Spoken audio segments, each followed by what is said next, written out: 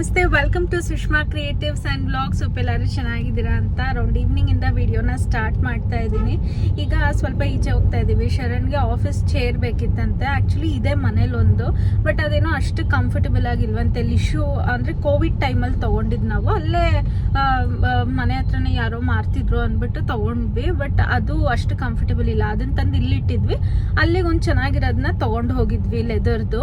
So ಇವಾಗೂ ಅಷ್ಟೇ ಯಾವುದಾದ್ರೂ ಚೆನ್ನಾಗಿರೋದು ನೋಡೋಣ ಅಂತ ಹೋಗ್ತಾ ಇದೀವಿ. ಇಫ್ ಇನ್ ಕೇಸ್ ಏನಾದ್ರು ಸಿಗ್ಲಿಲ್ಲ ಅಂದ್ರೆ ಆನ್ಲೈನಲ್ಲೇ ಆರ್ಡರ್ ಮಾಡೋಣ ಅನ್ಕೊಂಡಿದೀವಿ. ಅಂದ್ರೆ ಅಲ್ಲಿರೋದು ನಮ್ಮ ಮನೇಲಿರೋದು ಸ್ವಲ್ಪ ಲೆದರ್ ಎಲ್ಲ ಹಾಳಾಗಿದೆ ಹ್ಯಾಂಡಲ್ ಹತ್ರ, ಅಂದ್ರೆ ಹ್ಯಾಂಡ್ ರೆಸ್ಟ್ ಹತ್ರ. ಸೊ ಹಾಗಾಗಿ ಅದನ್ನ ಇಲ್ಲಿಗೆ ತಂದ್ಬಿಟ್ಟು ಅಲ್ಲಿಗೆ ಹೊಸದು ತಗೊಳ್ಳೋಣ ಅಂತಿದೀವಿ. ಹೆಂಗೂ ಇಲ್ಲಿ ಜಾಸ್ತಿ ಏನು ವರ್ಕ್ ಮಾಡಲ್ಲ, ಇನ್ನೊಂದು ತಿಂಗಳೇನೋ ಇಲ್ಲಿ ವರ್ಕ್ ಮಾಡ್ತಾರೆ ಅವರು.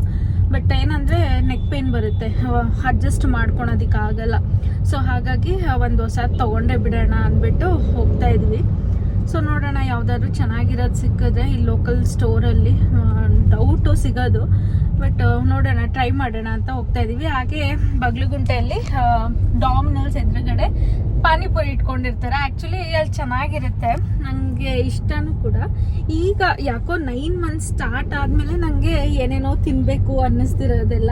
ಇಷ್ಟು ದಿವಸ ಅಷ್ಟಾಗಿ ಏನು ಅನ್ನಿಸ್ತಿರ್ಲಿಲ್ಲ. ಫಸ್ಟ್ ಸ್ಟಾರ್ಟಿಂಗ್ 3 ಮಂತ್ಸ್ ಅನ್ನಿಸ್ತಾ ಇತ್ತು. ತುಂಬ ಸ್ಪೈಸಿ ರೈಸ್ ಬೌಲ್ಸ್ ಅಲ್ವೆಲ್ಲ ಜಾಸ್ತಿ ತಿಂತಾ ಇದ್ದಿದ್ದು.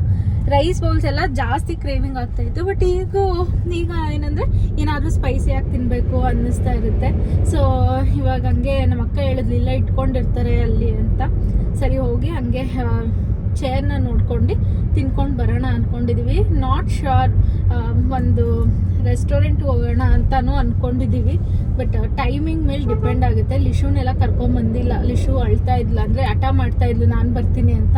ಅವ್ರನ್ನೆಲ್ಲ ಕರ್ಕೊಂಬಂದ್ರೆ ಏನಾಗುತ್ತೆ ಅಂದರೆ ಶಾಪಿಂಗ್ ಮಾಡೋಕ್ಕಾಗಲ್ಲ. ಲಿಶು ಹೆಂಗೆ ಅಂದರೆ ಎಲ್ಲೂ ಶಾಪಿಂಗ್ ಮಾಡೋಂಗಿಲ್ಲ, ಜಸ್ಟ್ ಅವಳಿಗೆ ಆಟ ಆಡಿಸ್ಕೊಂಡು ಬರ್ಬೇಕು, ಆ ರೀತಿ ಆಗುತ್ತೆ.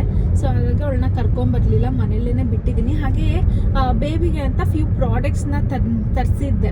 ಸೊ ಅದನ್ನು ಕೂಡ ಈ ವಿಡಿಯೋದಲ್ಲಿ ಶೇರ್ ಮಾಡ್ತೀನಿ, ಆಯಿತಾ? ಆ ಪ್ರಾಡಕ್ಟ್ಸ್ ಲಿಂಕ್ ಎಲ್ಲ ನಾನು ಡಿಸ್ಕ್ರಿಪ್ಷನಲ್ಲಿ ಹಾಕಿರ್ತೀನಿ. ನೀವೇನಾದರೂ ಈಗಂತೂ ನನ್ನ ಸಬ್ಸ್ಕ್ರೈಬರ್ಸ್ ಜಾಸ್ತಿ ಮಾಮ್ ಟು ಬಿ ಮತ್ತು ನ್ಯೂ ಮಾಮಿಸೇ ಆಗಿದ್ದಾರೆ. ತುಂಬ ಜನ ಕೇಳ್ತಿರ್ತಾರೆ, ನೀವು ಲಿಶುಗೆ ಡೇ 1 ಯಾವುದೆಲ್ಲ ಪ್ರಾಡಕ್ಟ್ನ ಯೂಸ್ ಮಾಡಿದ್ರಿ ಅಂತ ಎಲ್ಲ.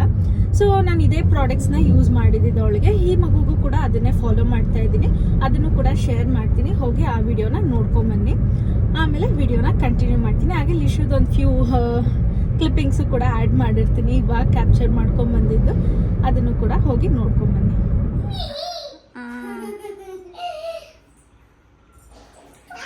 ನೆನ್ನೆ ಯಾರು ಬಾಟ್ಲು ಬೀಳ್ಸಿದ್ದು? ಭುವಿ ಬೀಳ್ಸಿ ಯಾರ ಮೇಲೆ ಇಟ್ಲು? ಹೌದಾ ಬುವ? ಹೌದಾ? ಕಾಲು ಅವಳ್ದು. ಲಿಶು ಸಾರಿ ಕೇಳು.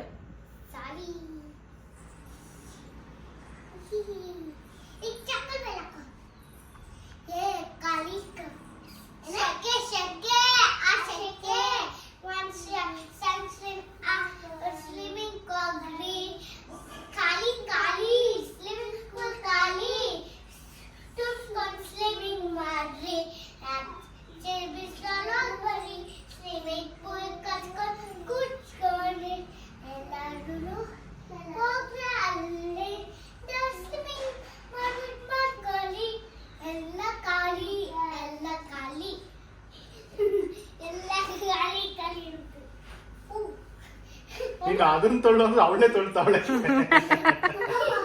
ಜೋಕಾಲಿತಾಳೆ ಅಂದ್ರೆ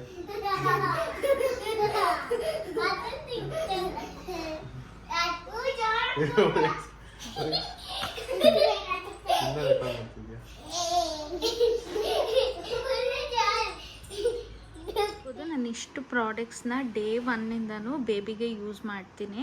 ಇವನ್ ಲಿಶುಗೂ ಕೂಡ ನಾನು ಇದೇ ಪ್ರಾಡಕ್ಟ್ಸ್ನ ಯೂಸ್ ಮಾಡಿದ್ದು. ಸೊ ಹಾಗಾಗಿ ಬೇಬಿಗೂ ಕೂಡ ಇವಾಗ ತರಿಸಿದ್ದೀನಿ. ಇನ್ನೇನು ನಾನು ಬೇಬಿ ಎಸೆನ್ಷಿಯಲ್ಸ್ನೆಲ್ಲ ಪ್ಯಾಕ್ ಮಾಡ್ತಾ ಇದ್ದೀನಿ, ಅಂದರೆ ಏನು ಹಾಸ್ಪಿಟಲ್ ಬ್ಯಾಗ್ನ ಪ್ಯಾಕ್ ಮಾಡ್ತಾ ಇದ್ದೀನಿ. ಸೊ ಹಾಗಾಗಿ ಒಂದೊಂದಾಗೆ ತರಿಸ್ಕೊತಾ ಇದ್ದೀನಿ.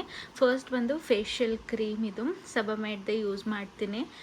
ಇನ್ನು ಪೌಡರ್ನ ತರಿಸಿದ್ದೀನಿ. ಆ್ಯಕ್ಚುಲಿ ಪೌಡರ್ ಏನು ಯೂಸ್ ಮಾಡೋದಕ್ಕೆ ಹೋಗಲ್ಲ, ಬಟ್ ಈಗ ಬಿಸಿಲಾಗಿರೋದ್ರಿಂದ ಸೆಕೆ ಇರುತ್ತೆ ಅಲ್ವಾ, ಈ ಎಡ್ಜಸ್ ಅಂದರೆ ಈ ಕಾರ್ನರ್ಸ್ ಒಂಥರ ನನಗೆ ಹೇಳೋಕ್ಕೆ ಗೊತ್ತಾಗ್ತಾ ಇಲ್ಲ, ಸ್ವಲ್ಪ ಏನು ಕತ್ತಿನ ನಡೆ ಮತ್ತು ಅಂಡರ್ ಆರ್ಮ್ಸಿಗೆ ಅಲ್ಲೆಲ್ಲ ಸೆಲ್ಲಿಯೋ ಅಂಥ ಜಾಗಕ್ಕೆ ಸ್ವಲ್ಪ ಪೌಡರ್ನ ಹಾಕ್ತೀನಿ ಈ ಟೈಮಲ್ಲಿ. ಇನ್ನು ಲೋಷನ್, ಬಾಡಿ ಲೋಷನ್ನ ತರಿಸಿದ್ದೀನಿ, ಜೆಂಟಲ್ ವಾಶ್ನ ತರಿಸಿದ್ದೀನಿ. ನಾನು ಸ್ಟಾರ್ಟಿಂಗಲ್ಲಿ ಮಗುಗೆ 3 ಮಂತ್ಸ್ವರೆಗೂ ನಾನು ಸೋಪ್ನ ಯೂಸ್ ಮಾಡಲ್ಲ, ಸೊ ಹಾಗಾಗಿ ಜೆಂಟಲ್ ವಾಶ್ನ ತರಿಸಿದ್ದೀನಿ. ಇನ್ನು ಇದು ಆಪ್ಷನಲ್ ಆಯಿತಾ, ಒಂದೊಂದ್ಸರಿ ಮಕ್ಕಳು ಲಿಪ್ಸ್ ತುಂಬಾ ಡ್ರೈ ಆಗೋಗ್ಬಿಟ್ಟಿರುತ್ತೆ, ಆಗ ಲಿಪ್ ಬಾಮ್ ಇದನ್ನು ಯೂಸ್ ಮಾಡ್ಬೋದು ಅಂತ ತರಿಸಿದ್ದೀನಿ. ಇದಿಷ್ಟು ಪ್ರಾಡಕ್ಟ್ಸ್ನ ನಾನು ಈಗ ಬೇಬಿಗೆ ಅಂತ ಶಾಪ್ ಮಾಡಿರೋ ಅಂಥದ್ದು. ಸೊ ಈ ಪ್ರಾಡಕ್ಟ್ಸ್ ಲಿಂಕ್ ಎಲ್ಲ ನಾನು ಡಿಸ್ಕ್ರಿಪ್ಷನಲ್ಲಿ ಹಾಕಿರ್ತೀನಿ ಆಯಿತಾ. ನನಗೆ ಈ ಪ್ರಾಡಕ್ಟ್ಸ್ ತುಂಬಾ ಚೆನ್ನಾಗಿ ವರ್ಕ್ ಆಗಿದೆ. ಲಿಶುಗೂ ಕೂಡ, ನಮ್ಮ ಅಕ್ಕನ ಮಕ್ಳಿಗೂ ಕೂಡ ನಾವು ಇದನ್ನೇ ಎಲ್ಲ ಯೂಸ್ ಮಾಡಿದ್ದು. ಸೊ ಹಾಗಾಗಿ ಈ ಬೇಬಿಗೂ ಕೂಡ ನಾನು ಇದನ್ನೇ ತರಿಸಿದ್ದೀನಿ. ಇದು gentle wash, head to toe wash, ಬೇರೆ ಸಪ್ರೇಟ್ ಏನು ಶ್ಯಾಂಪು ತೊಗೊಬೇಕು ಅಂತ ಏನೂ ಇಲ್ಲ. ಸೊ ಹಾಗಾಗಿ ಇದನ್ನು ತರಿಸಿದ್ದೀನಿ.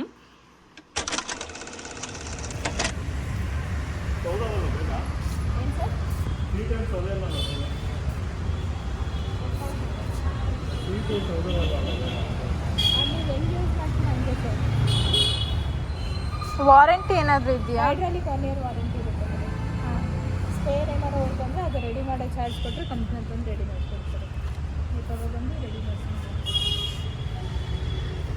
ಅದೆಷ್ಟು? 9,000. 9,000 ಅಂತ.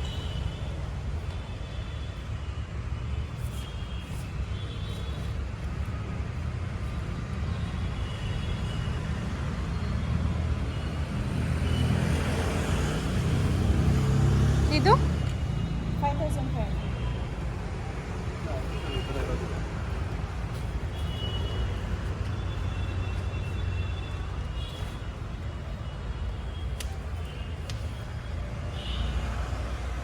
ಬೇರೆ ಇಲ್ವಾ? ಇಷ್ಟನೇ ಇರೋದು?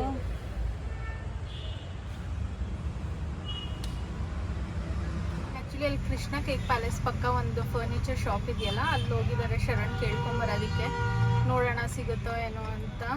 ಒಂದಿತ್ತು, ನಾನು ಇದನ್ನು ಕ್ರಾಸ್ ಮಾಡಿ ಹೋಗಬೇಕು, ಆಗಲ್ಲ ಅಂದ್ಬಿಟ್ಟು ಅವರೊಬ್ಬರೇ ಹೋಗಿದ್ದಾರೆ. ಇದು ಸ್ವಲ್ಪ ಪ್ರೈಸ್ ಜಾಸ್ತಿ ಅನ್ನಿಸ್ತು. 9,000 ಅಂದರೆ ವರ್ತಿಲ್ಲ. ಅದು 8,000ಗೆ ನಾವು ಹಳೇದನ್ನೇ ತೊಗೊಂಡಿದ್ದೇವೆ, ಅದೂ ಲೆದರ್ದು.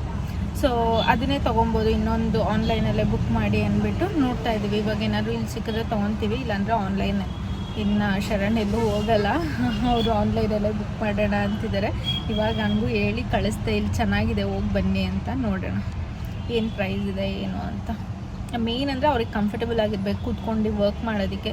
ಅದರಲ್ಲೂ ಈಗ ಮಿನಿಮಮ್ ಅಂದರೂ ಅವರೊಂದು 12 to 15 hours ಕೂತ್ಕೊಂಡೇ ಇರ್ತಾರೆ ವರ್ಕ್ ಮಾಡೋದಕ್ಕೆ. ಬೆಳಗ್ಗೆ 7 o'clock ಕಾಲ್ ಸ್ಟಾರ್ಟ್ ಆದರೆ ನೈಟ್ 10 o'clockವರೆಗೂ ಒಂದೇ ಸ್ಟ್ರೆಚಲ್ಲಿ ಅವರು ಕಾಲಲ್ಲಿ ಇರ್ತಾರೆ. ಸೊ ಒಂದು ಕಂಫರ್ಟಬಲ್ ಆಗಿರೋ ಅಂಥ ಚೇರ್ ಬೇಕು. ಸೊ ನೋಡೋಣ. ಸೊ ಇಲ್ಲೇ ತಾಟಿಲಿಂಗು ತೊಗೊಂಡು ಇಲ್ಲಿ ಡಾಮಿನಲ್ಸಲ್ಲಿ ಲಿಶುಗೆ ಅಂತ ಪಿಜ್ಜಾ ತೊಗೊತಾ ಇದ್ದೀವಿ.